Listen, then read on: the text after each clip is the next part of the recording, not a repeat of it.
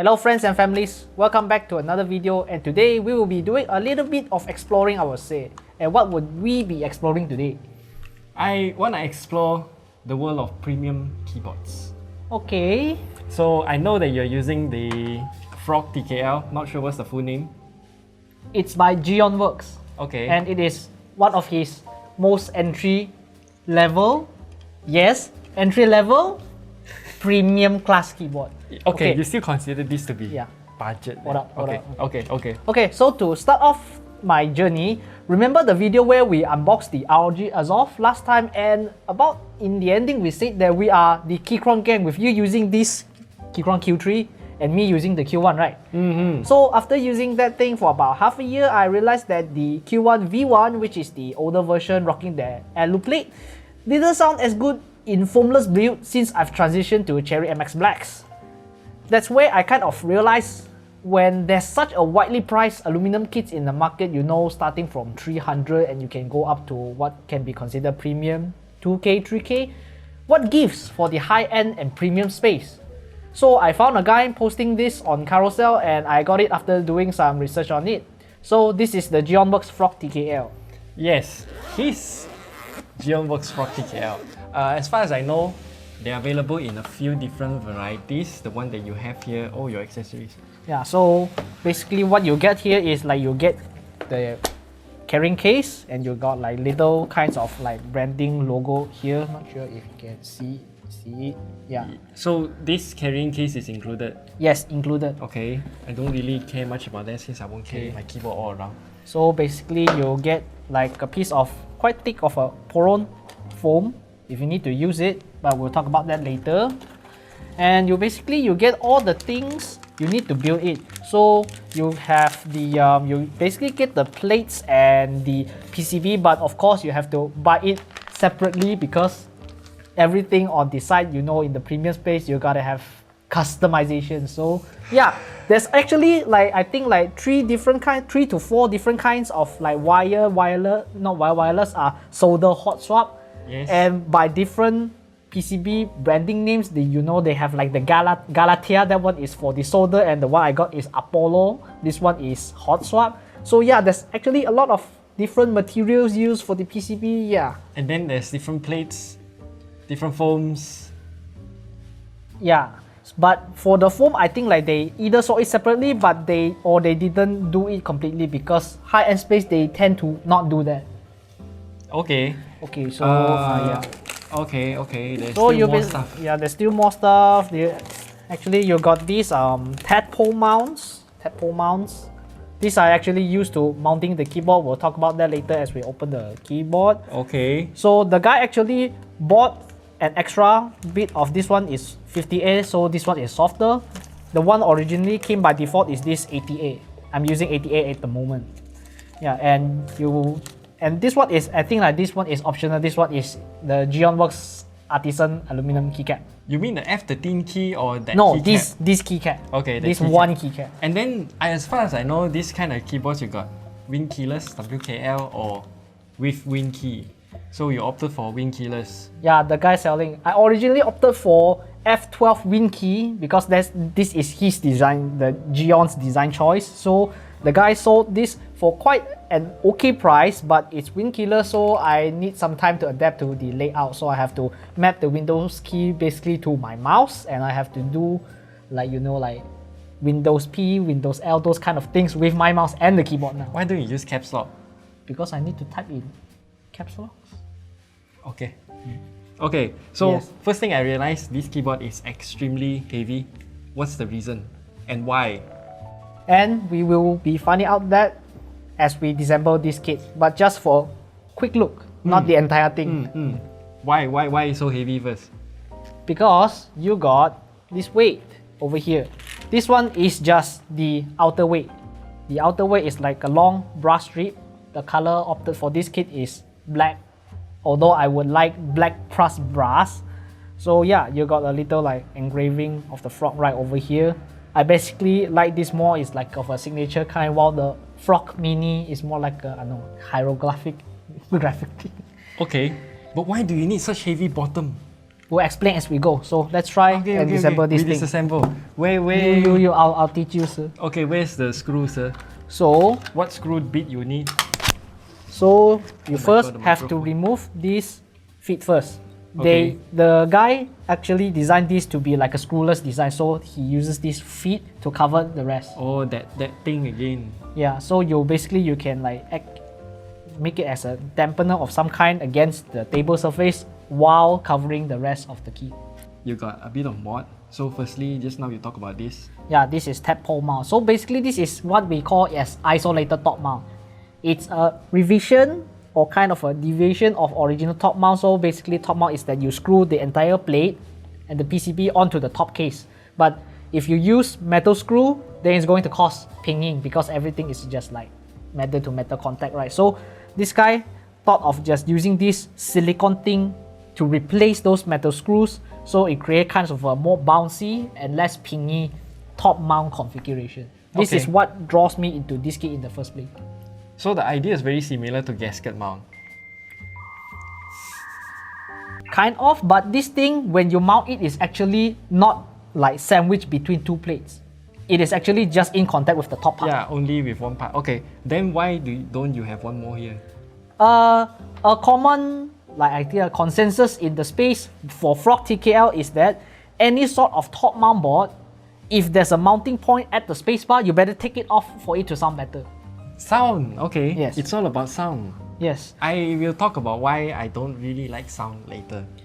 And for the design originally, because there's like a lot of plates you can choose from, you know, like Alu, PC, FR4 and those kind of things. Okay. And you can even opt for like full plate and half plate. Okay. Half plate basically is for the alpha part.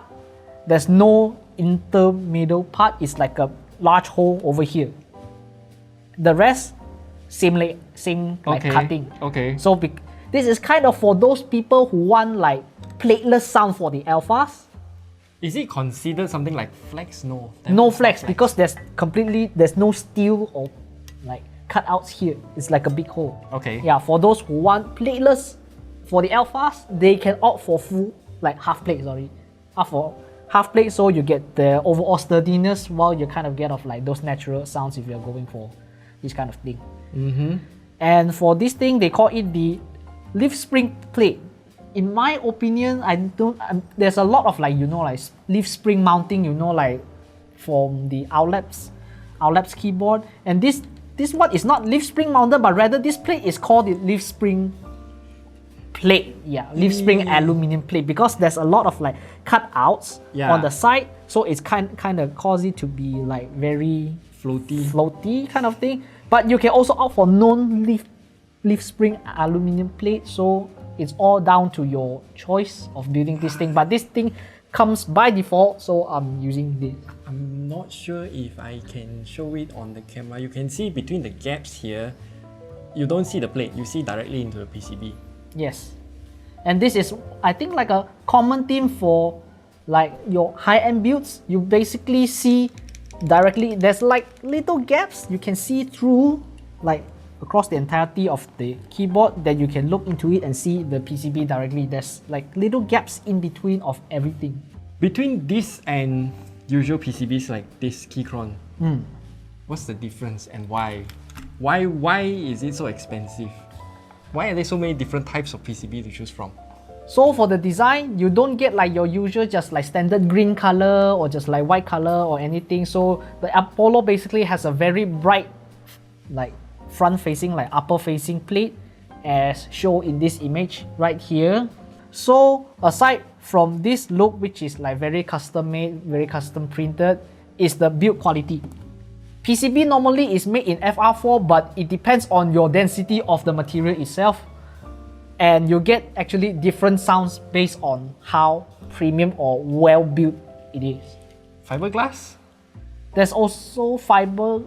I'm not sure what you call it. I think like what is FR4, another thing is called like CE or whatever thing. I don't know, because I forgot. motherboard nowadays, if they want proper strength, they use fiberglass. PCB rarely breaks unless you mesh it and you already have proper support, so it won't flex to the point that it breaks.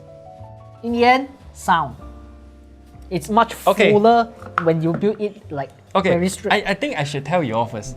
My keyboard Keychron Q3. My build video there at the top right corner, you can watch it there. I specifically built it to be silent. I got the KL Deep Sea switch, which eventually is not silent enough. You can hear here, I still use the KL silent for this. Not the most silent, but all of the typing zone, including arrow key, I have switched it back to the Cherry MX silent rate. This is real good. I like the silence. So whatever he says about sound, I don't get it because I feel the vibration when I type, not hear the sound. Because I find it to be very annoying. I tried his Q1 that time. Too noisy. Okay. Yeah, too noisy. That's why whatever he say about sound, I don't care. I like it silent. So for me, Q3 is like... Okay, I also want to know, when I lift your frog, it's super heavy compared to this. Even though this is considered very heavy for a lot of people. Why so heavy? And don't forget, you stuff a bunch of foam inside it. It is still not even heavier than this thing. So foam is very lightweight. But it still contributes to the weight, but... No, not as much as pure metal. Yeah lah. Yeah, why so heavy? Basically, the entire weight comes from the bottom part. Yes, I know a lot of custom keyboards that will have a weight plate here. Weight plate here. This is what we call external weight because it's like facing outwards. Yeah, but why? It's not only... It's like only half of the reason. The another half is this thing. Sound. No. What? This thing. This is also the weight. So this keyboard have two weights, internal and external. Yeah, but why? Because for a metal keyboard, if the, what should I say, like the density, like it's like if there is not enough metal within like an enclosure, then you will feel the pinging and the resonance. So you just want to break the frequency. Break the frequency by increasing the density of the entire kit. So when it's heavy enough, then it will cause us less. I'm not saying like the pinging, but rather the resonance. It's like the dong dong dong, the echo kind of sound. Yeah, echo. So basically, you fit as much as you can into a keyboard. Although I would say that external weight alone is enough, but yeah, you get my point, lah. Okay.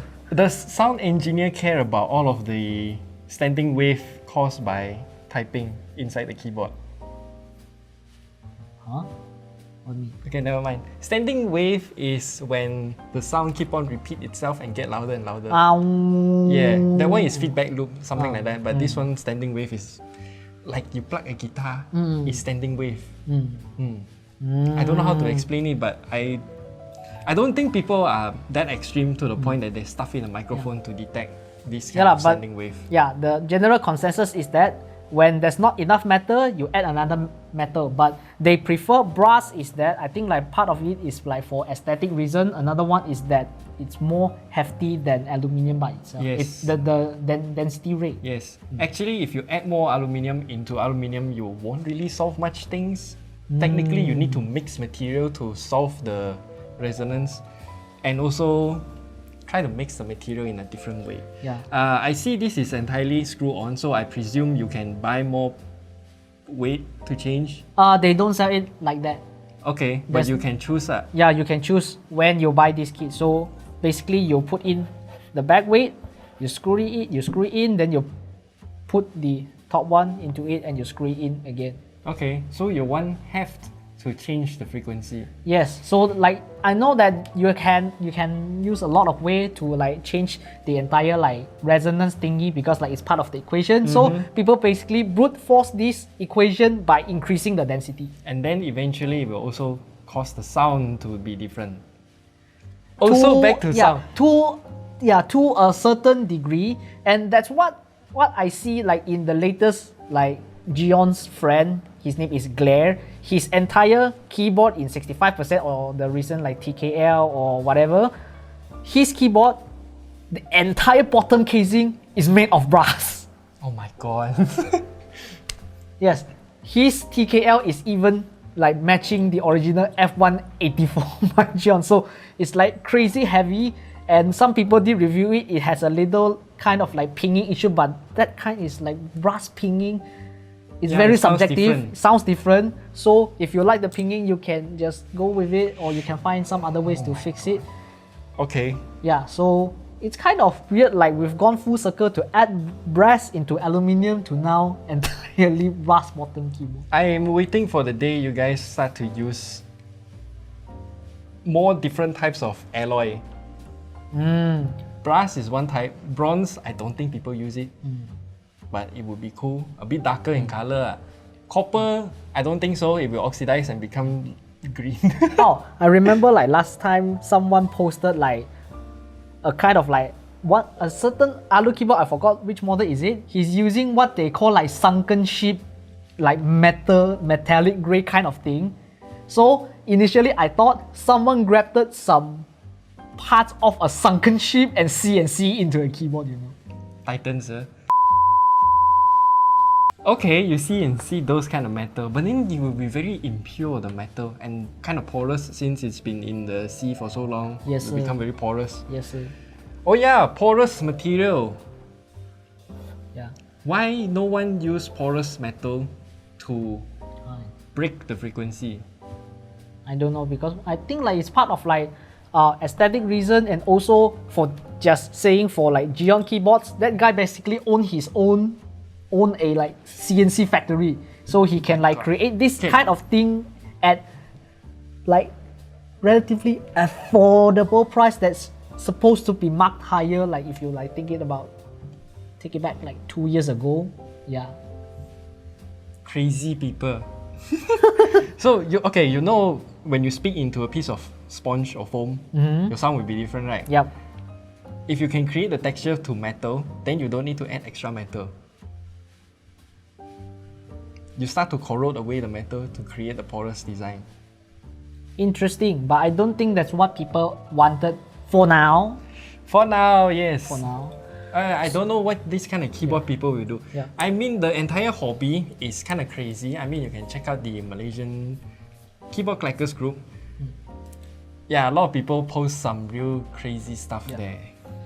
And also, if you're like thinking like what's kind of like different from like your Q3 is like from the back design alone, he basically uses this like what we say like the rubber feet to like just cover the entire screw, right? Yeah. This entire part takes extra time to CNC, so Of you course. kind of know where your money is going into.